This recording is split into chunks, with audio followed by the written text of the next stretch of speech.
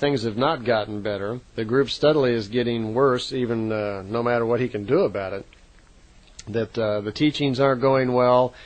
Certain members are just, violently opposed to them, and they're going to have to leave the group, which they wind up doing. So it's kind of a sad time. It's kind of the beginning of the end, when both Quetzal and Billy actually are beginning to realize that this just is not working out. That Billy's mission as a prophet may have to be served in other ways. Well, on the 107th contact, that's Saturday, May 20th, 78, we're up to 107 of them now, Billy's surprised was Semyasi and Plejaren come to see Billy. And Semyasi is back, and he's, of course, very excited about this. He hasn't seen her. She's been gone for 3 months since the accident. So he's really happy to see them. And, there's the usual exchange of, how are you, great to see you, etc., etc. And one of the first things Semyasi says, which is very nice, is she says, tell Jacobus that I don't hold anything against him. It's not his fault. And Billy's very happy about this because Jacobus, there's been a lot of anger vented toward Jacobus for the accident, because they all feel like he caused the accident and it wouldn't have happened with, if he hadn't been sneaking around and being irresponsible. And Jacobus himself, I know him, he's really kind of a sweet guy, but he's a little slow, and I don't mean that unkindly, and he has a difficult time with things. And he felt very bad. He felt very bad when this happened. So it was very nice for her to say that and kind of perk up his feelings a little bit. Billy's feeling a little better now, and he's kind of excited that Semyasi's back. And he says, can we just fly over by the house? And she says, sure. And they fly over by the house, and his wife and several members of the group, he sees them down in front of the house, and he hops on the radio so they can hear him. And he's saying hello to everybody down below. And he says, Semyasi, could you please just let the ship be seen for a minute so everybody could see you?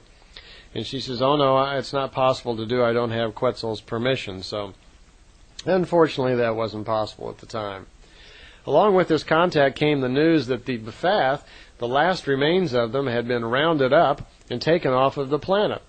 They were going to take them to another galaxy in another location where their technologies would be taken away from them, where they really couldn't cause any more trouble.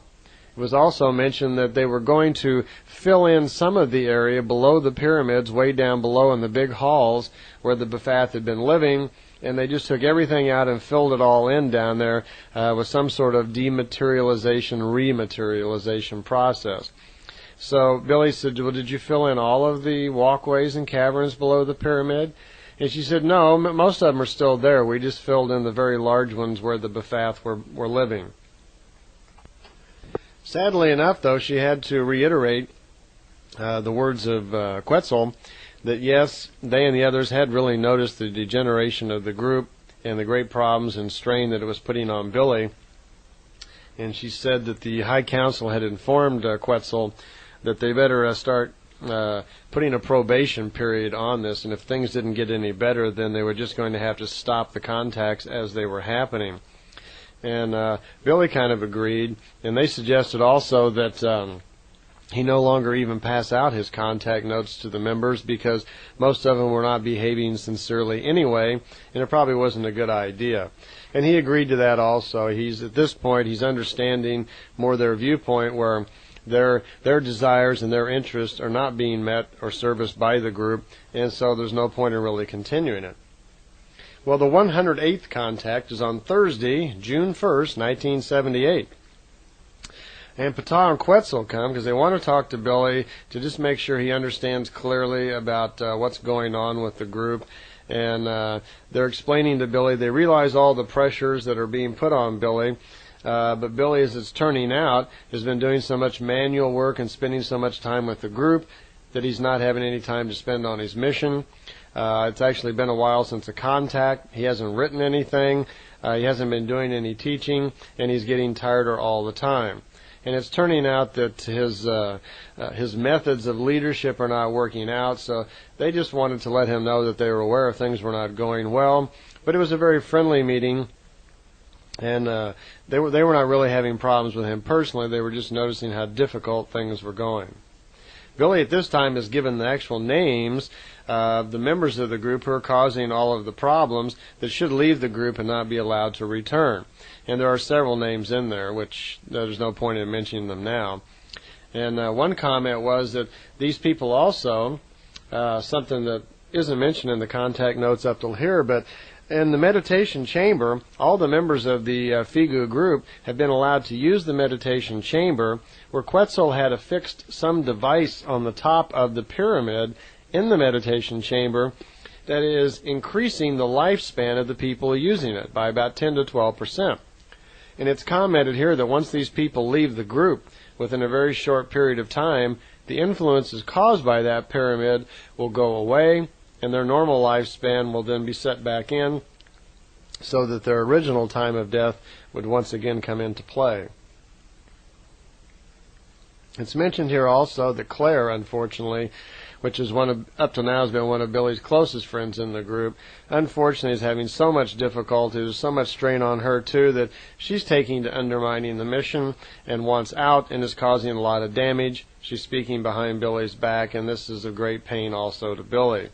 He's also given a list of each person at the center of what they should start doing. The Plejadians are trying to help Billy establish a little order, and they give him this list of work things that they think each person at the center should do, so Billy wouldn't have to do so much himself, okay?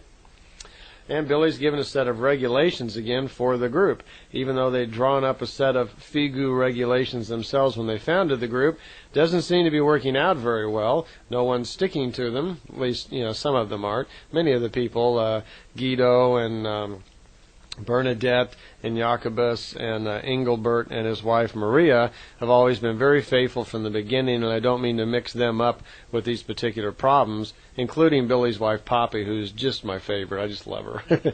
She's so sweet, and she's endured so much difficulties throughout all of these contacts, being a mother and having the difficulty of families, that I can't give enough praise really to her for her personal strength in enduring all this. These people are still with Billy. They endured the entire thing, and they're still hanging in there, so good for them. On the 111th contact, Monday, July 1778, Billy is on his way out to the contact. Once before he had difficulties where his nerves were going bad. He was just getting exhausted. Well, this particular time, on the way out to the contact, he just simply fell over in a ditch. He's riding his moped, he has a nervous breakdown, and he just collapses from exhaustion, literally. Quetzal pulls him up into the ship immediately. Billy's in a coma, he's so far gone, and they're very fearful for his life. It takes a few minutes, even with Quetzal's sophisticated technology, to bring Billy around, and it takes some minutes then for him actually to repair some of the nerve damage in Billy's body. Apparently Billy has damaged some of the internal organs. His heart's even beating irregularly, and there was a very close call here. He may have actually even passed away. Billy notices after he comes to that Quetzal and Semjase are over the top of him, and he's a little surprised to actually even find himself in the ship.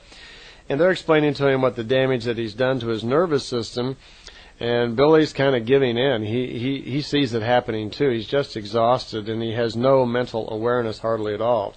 Quetzal tells him that it's going to take about 12 to 14 days for his nerves to regenerate after the treatment that he had just given him. And Billy can't hardly talk straight, and he's kind of dopey. Apparently Quetzal's done something to him to cause him to just calm down, some sort of induced tranquilizer. He does mention that the device that he used on him to repair the nervous system and bring him back to health was electromagnetic in nature. He doesn't explain exactly how it works, but just the type of process that was used. Billy's then set down close to home, where Jacobus picks him up, and Billy has to go home and do a little recuperating for a couple of weeks because he's just in very bad shape. On a later contact, actually on Wednesday, July 19th, it's just a couple of days later, it's the 112th contact. It's a very short one to check in and see how Billy was feeling. About the only thing they talked about, oddly enough, was dancing. Billy wanted to know if they had dancing in the Pleiades. And Quetzal says,